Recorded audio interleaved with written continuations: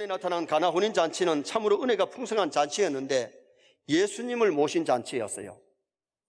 예수님 당시에도 예수님이 아무 집에 잔치에 다 가신 것 아니에요. 가나 혼인잔치에는 주님이 오셨기에 물이 포도주 되는 기적이 일어났지요.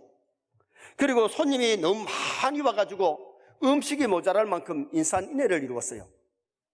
그리고 이 잔치는 물이 변하여 포도주 되는 기적이 일어났던 잔치고 처음보다 나중에 더 은혜가 풍성한, 다시 말하면 포도주가 더 좋은 포도주가 나오고 더 좋은 그런 잔치였어요. 성경에 보면 교회를 잔치집에 비유한 것이 많은데 마태복음 25장에 보면 지혜로운 5 처녀, 미련한 5 처녀가 신랑을 기다리는데 신랑이 왔습니다.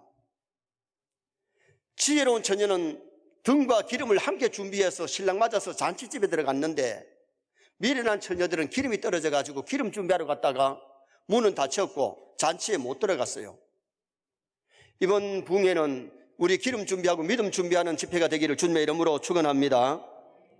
그리고 누가복음 15장에 보면 잃었던 탕자가 돌아왔을 때에 아버지가 송아지를 잡고 잔치를 불고 풍악을 울리면서 기뻐하는 모습이 나와요. 거기도 잔치지요. 이번 잔치는 회복의 역사가 일어나야 되는데 잃었던 신앙 회복, 잃었던 사랑을 회복하고 또 많은 영적인 탕자들이 주께로 돌아오는 그런 천국 잔치가 되었으면 참 좋겠어요. 누가복음 14장에 보면 어떤 임금이 잔치를 베풀고 손님을 막 초청했는데 초청한 사람들이 다 노하고 잔치에 오질 않아요. 어떤 사람은 소를 샀기 때문에 소 5마리를 사가지고 소를 테스트하러 가야 된대요.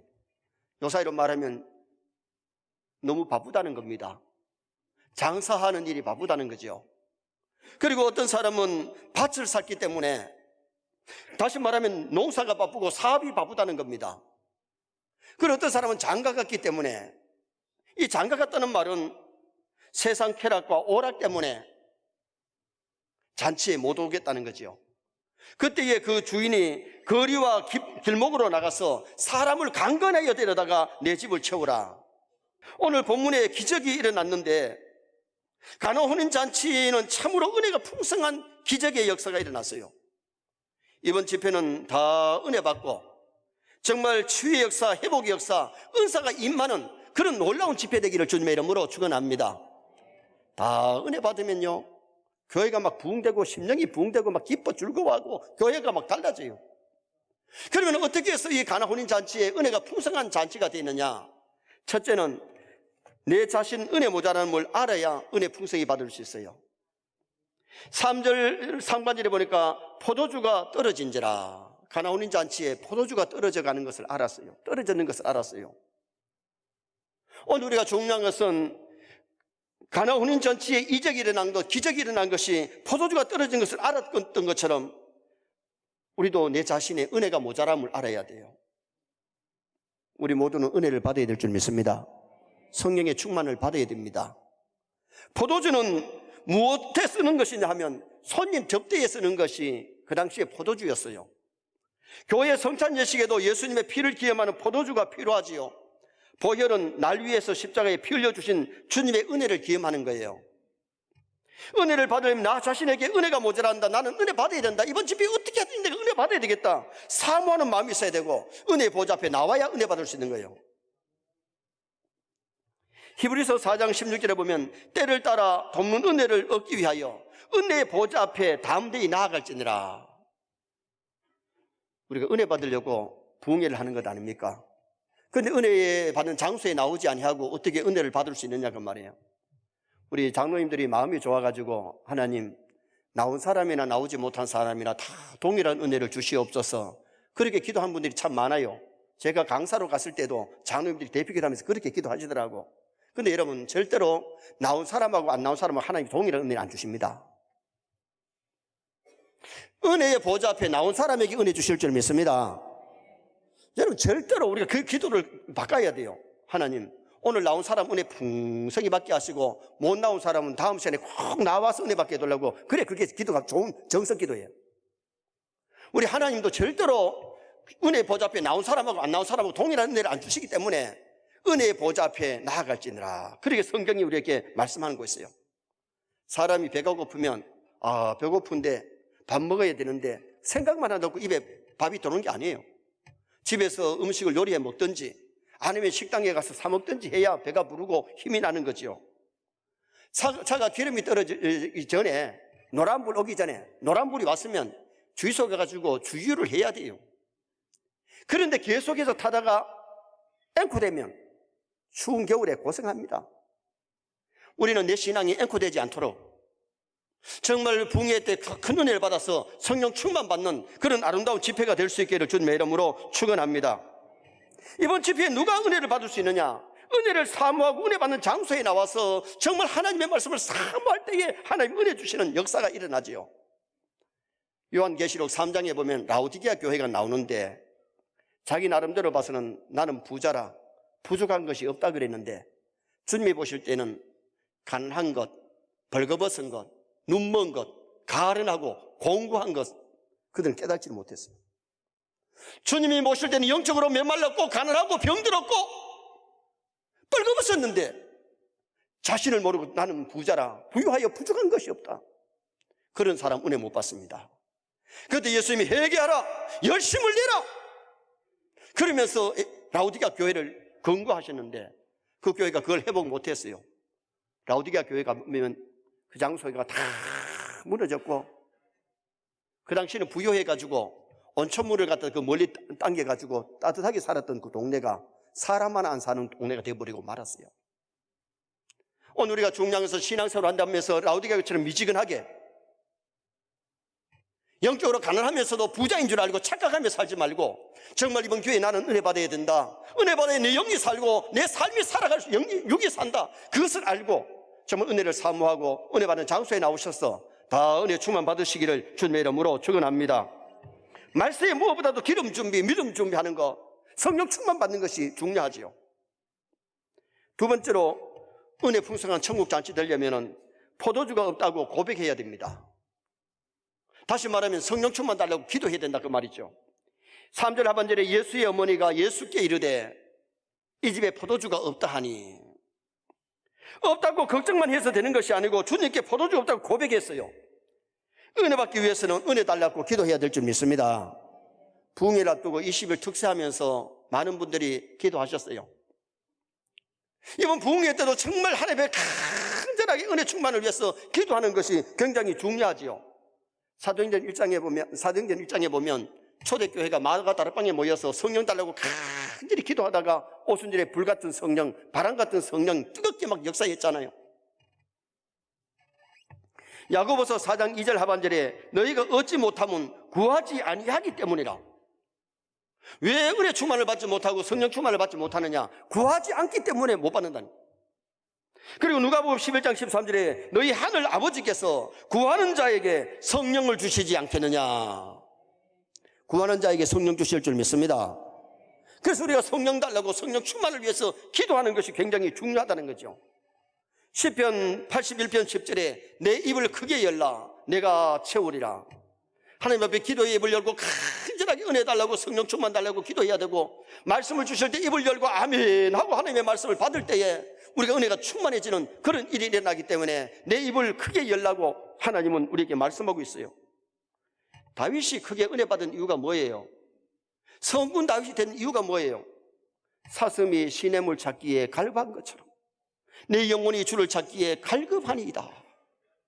왕이지만 은혜를 하나님의 은혜 없이는 살아갈 수 없기 때문에 은혜를 받으려고 노력하고 사슴이 시냇물 찾기에 갈급한 것처럼, 산골짜기에 사슴이 물을 찾다가 골짜기에 물이 없으면 물을 마시기 위해서 동구 밖까지 나와요. 동구 밖에 나오면 사람들에게 노출되가 잡아먹힐 수도 있는데 물을 찾아가지고 동구 밖까지 나오는 것이 사슴이에요. 어떻게 보면 오늘 우리가 하나님 은혜를 간절히 사모하고 기도하고 정말 성례받는 장소에 나와서 말씀에 귀를 기울일 때에 하나님은 말씀과 더불어 우리에게 성령 충만 주시고 은혜를 나리고 주시는 역사가 일어나게 되는 거예요. 열왕기하 2장에 보면 엘리사가 갑절의 영감을 받기 위해서 엘리야를 따라가는데, 이제 여기 머무르라, 따라오지 마라 하는데 길갈에서 베델로, 베델에서 여리고로, 여리고에서 요단강 건너까지 따라가지요. 해리바람이 샥 불더니만은 엘리야가 하늘로 승천하는데, 승천하면서 두루마리를 벗어가지고 던져주는데 그걸 받아가지고 오면서 요단강을 내리치니까 요단강이 쫙 갈라지는데, 갑절의 영감을 사모하고 갔는데 갑절의 영감을 받아가지고, 성경을 보면 엘리야가 행한 이적보다가 엘리사가 행한 이적이 갑절로 나타납니다. 왜? 갑절의 영감을 받았기 때문에. 우리가 은혜를 받아야 세상을 이길 수 있을 줄 믿습니다. 악한 마귀를 이길 수 있게 되고 죄를 이길 수 있지, 내 힘만으로 안 돼요. 그래서 은혜 없이는 살아갈 수 없네. 하나님의 은혜를 받아야, 성령 충만해야 자신과 세상과 마귀를 이기고 죄악을 이기는 승리자 인생을 살아갈 수 있기 때문에, 여러분 성령 충만 받아봐요. 얼마나 기쁜지. 세상에 나만큼 행복한 사람 있으면 나와봐라 할 만큼 기쁘고요. 성령 충만 받으면 기도하고 싶고 전도하고 싶고 교회에 와서 예배드리고 싶고 충성 봉사하고 싶은 마음이 막 불같이 일어납니다. 그런 은혜를 맛보시기를 축원합니다. 세 번째로 빈 항아리를 준비해야, 다시 말하면 그릇을 준비해야 은혜를 받을 수 있어요. 6절 말씀을 다 같이 한번 읽으시겠습니다. 6절. 거기에 유대인의 정결 예식을 따라 두세 통 드는 돌 항아리 6이 놓였는지라. 돌 항아리가 있어도 구정물이나 다른 것으로 차 있으면 못 받지요. 은혜 풍성히 받으려면 빈 항아리, 깨끗한 그릇을 준비하는 게 필요하다는 거죠. 성경은 우리 육신을 질그릇에 비유했어요. 질그릇은 흙으로 되어 있는데 사람의 육체는 하나님이 흙으로 만들었기 때문에 우리 영혼 풀러가면 이 육체는 흙으로 돌아가요. 그래서 전도서 12장 7절에 흙은 여전히 땅으로 돌아가기 전에 너의 창조자를 기억해라. 하나님 우리 영혼 부르시면 이 육체는 썩어서 한 줌의 흙으로 돌아가는 거예요. 그래서 흙으로 돌아가기 전에 은혜 받고 신앙생활 잘해야 돼요. 돌아가신 다음에 신앙생활 잘하는 게 아니고 살아서 신앙생활 잘해야 천국 가고 상 받지, 지옥 가는 사람에게는 상이 있을 수 없어요. 그리고 질그릇은 금이 잘 갑니다. 조금만 건들려도 이 깨지기를 잘하는데 사람의 육체는 조금만 건들려도 멍이 들고 피가 나고 작은 병균에도 고통을 당하는 것이 바로 우리 육체 질그릇. 작은 말 한마디도 시험되는 연약한 존재가 우리 인간이라는 겁니다. 그 다음에는 이 질그릇은 물건을 담는 자에 따라서 이름이 달라져요. 쌀을 담으면 쌀단지가 되고, 깨를 담으면 깨단지가 되고, 간장을 담으면 간장단지가 되고, 그 위에 뭘 담느냐가 참 중요해요. 우리 이 질그릇에다가 예수님을 담아야 될 줄 믿습니다. 이 질그릇에다가 은혜를 담아가지고 은혜 생활하면서 살아야지, 예수 없는 인생을 살다가 이 세상 떠나면 마귀 따라 지옥 가는 거예요. 그래서 예수님이 문 밖에서 놓고 하노니 열면 내가 들어가서 그와 더불어 먹고 마시리라, 그렇게 성경은 말씀합니다. 우리 마음속에 교만하면 은혜를 못 받기 때문에 겸손해야 되고, 의심하면 은혜를 못 받기 때문에 아멘으로 말씀을 받아야 되고, 시기 질투 원망 불평하는 것을 버려야 되지, 마음속에 시기 질투 미움 원망 불평 교만이 있으면 절대로 은혜를 못 받아요. 의심을 버리시기 바랍니다. 교만, 시기 질투 마음을 버려야 돼요. 그걸 해결해야 되죠. 열왕기하 4장에 보면 선자의 생도의 아내가 나와요. 요 사이로 말하면 남편이 신학 공부하다가 세상을 떠났어요. 그런데 부채를 많이 지고 떠났는데 체주가 오더니만은 돈 내놔라. 돈 있으면 돈 줘보면 되는데 돈이 없어. 가난해요. 그래서 돈 대신에 아들 둘이 있는 것을 데리고 가서 노예를 삼고 일을 시키겠다는 거죠. 참 사정이 딱합니다. 남편 세상 떠났고 부채를 져가지고 두 아들 있는 것까지도 이제 남의 집에 노예 생활해야 되니까, 그때 답답하니까 하나님의 사람 엘리사를 찾아가서 선생님 이만저만 하고, 우리 남편 잘 아시지 않습니까? 신학 공부하다가 선자의 생도로의 길을 걷다가 세상 떠나는데 부채가 져가지고 체주가 오더니 두 아들 데리고 가려고 그러는데 어떻게 해야 되겠습니까? 엘리사 선생님이 자기 집에 돈 될 만한 것이 당신 집에 뭐가 있느냐 물으니까 기름 한 병이 있대. 그럼 집에 가서 아들들과 함께 동네에 마을에 가서 그릇을 빌려가지고 방에 쌓아놓고 문을 닫아 걸고 그 기름 한 병을 부으라 그랬어요. 그래다가 기름을 부으면 그냥 바닥에 깔릴 정도인데 기적이 일어났어요. 계속 펑펑펑펑펑펑 나오는 거예요. 그릇 물러내고 큰 그릇 막 부었는데 빌려온 그릇 다 차고 나니까 기름이 쏟어 온 방 안에 막 기름 냄새입니다. 좋아가지고 엘리사 선생님에게 달려가서 선생님 시키는 대로 순종했더니 기적이 나타났습니다. 그릇마다 가득 찼습니다. 그거 팔아가지고 빚 갚고 두 아들과 함께 생활해라. 그 가정에 돈 문제, 경제 문제 해결됐습니다. 자녀 문제 해결됐습니다. 근심 걱정이 해결됐습니다. 은혜 받으면 해결될 줄 믿습니다. 은혜 받으면 회복의 역사가 일어나고 문제가 해결되는 역사가 일어나게 되는 겁니다. 창세기 15장에 보면 아브라함이 하나님 앞에 제사를 드리는데 3년 된 암소, 암양, 또 순염소 준비해가지고 하나님 앞에 제사를 드리는데 각을 띄고 하나님 앞에 제사를 드려요. 그런데 삐들기와 새는 작다고 각을 뜨지 않고 배를 따지 않고 그냥 제사를 드리는데 솔개가 날아와가지고 재물 물고 가려고 휙 오니까 후여 새를 줬어요. 새 쫓다가 깜빡 잠이 들었는데 천지가 캄캄하면서 네 후손이 400년 동안 이방에 나그네 된다.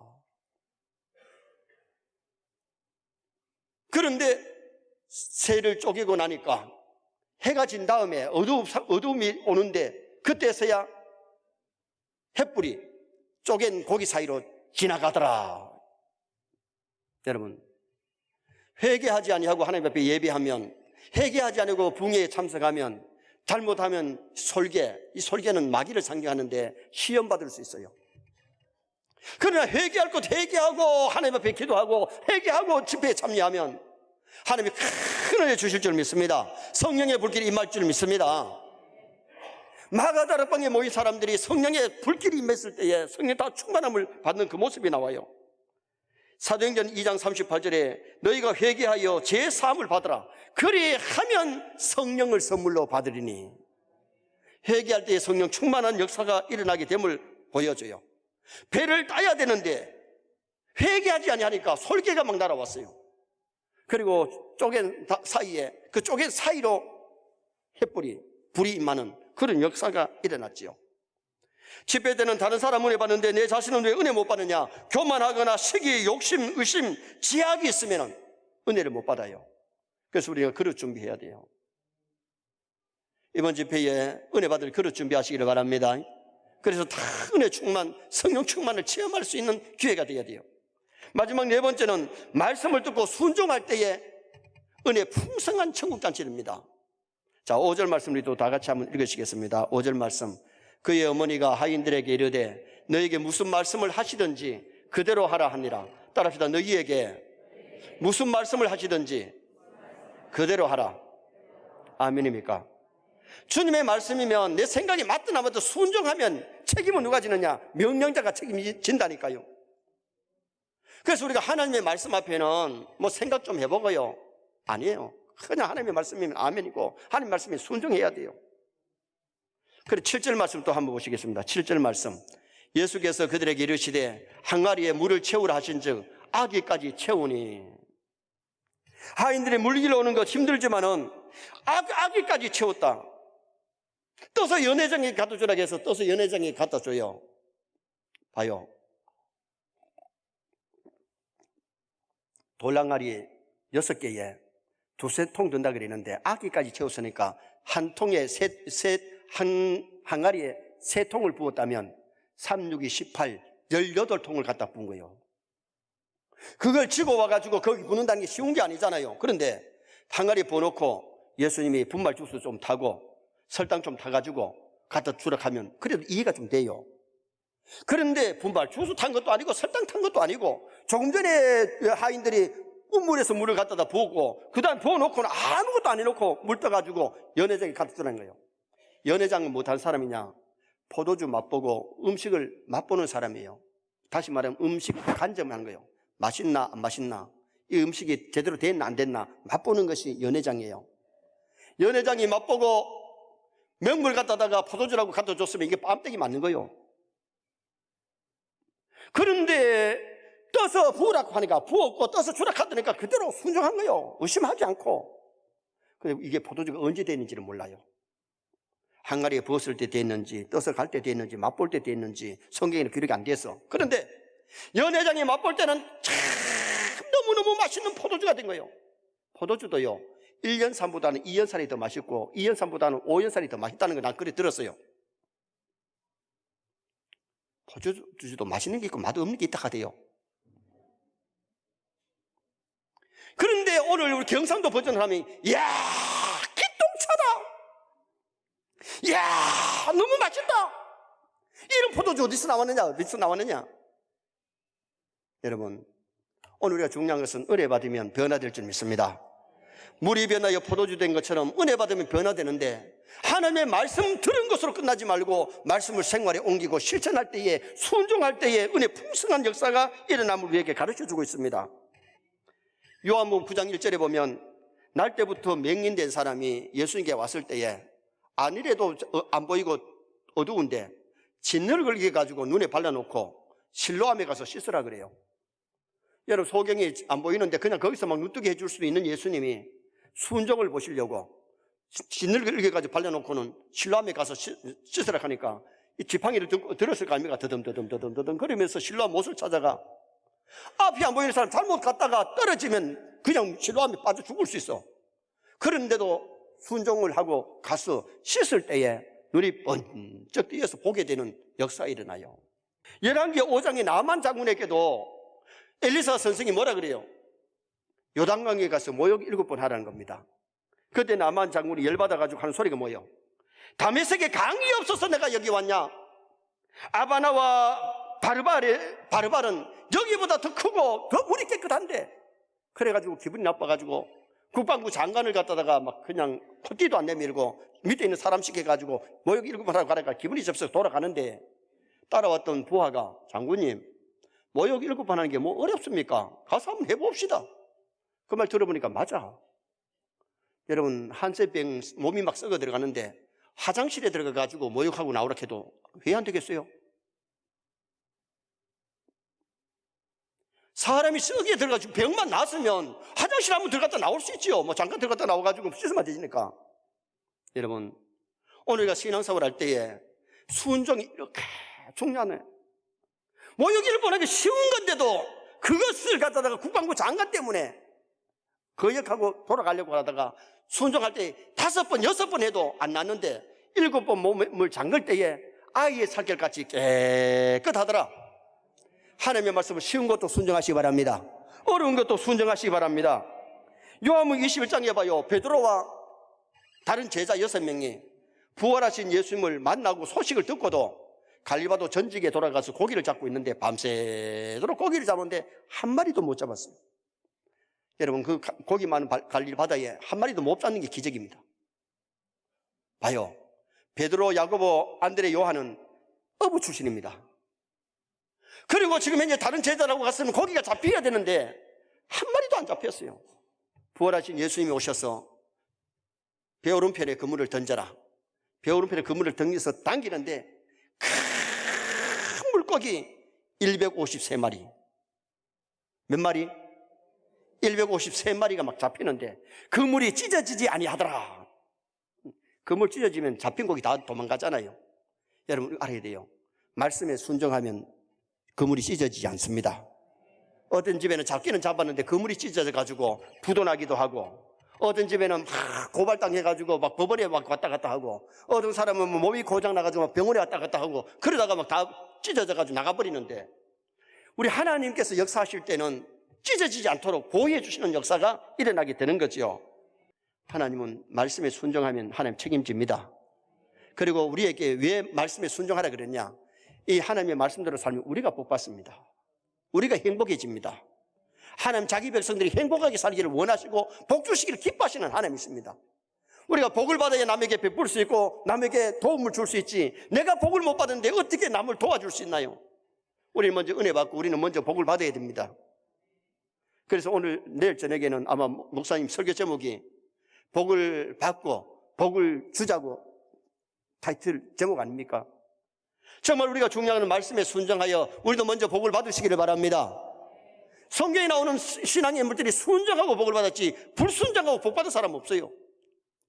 남쪽 유다 왕이나 북쪽 이스라엘 왕이 말씀에 순종했던 왕들은 다 하나님이 그 나라를 견고하게 하셨고 찬란하게 하셨지만은 거역하고 우상생일 때는 다 징계의 매를 맞는 그 모습을 우리는 열왕기 상하, 역대 상하, 사무엘 상하를 통해서 볼 수 있어요. 결론을 짓습니다. 가나 혼인 잔치처럼 은혜 풍성한 천국 잔치 되어야 되는데 내 자신 은혜 모자람을 알고 은혜를 사모하십시다. 은혜 받는 장소에 나오셔서 은혜 받으시기를 바랍니다. 포도주 모자람을 고백하는 것처럼 우리는 하나님 앞에 은혜 달라고 성령 충만 달라고 기도해야 되겠고 비난날이 그릇 준비해야 되는데 회개할 것도 회개하고 정말 정결한 마음, 아름다운 마음을 가져야 되고 그 다음에는 하나님의 말씀 듣고 쉬운 것이든지 어려운 것이든지 말씀에 순종함으로 은혜 풍성한 세뇌 모든 성도 되시기를 주님의 이름으로 축원합니다.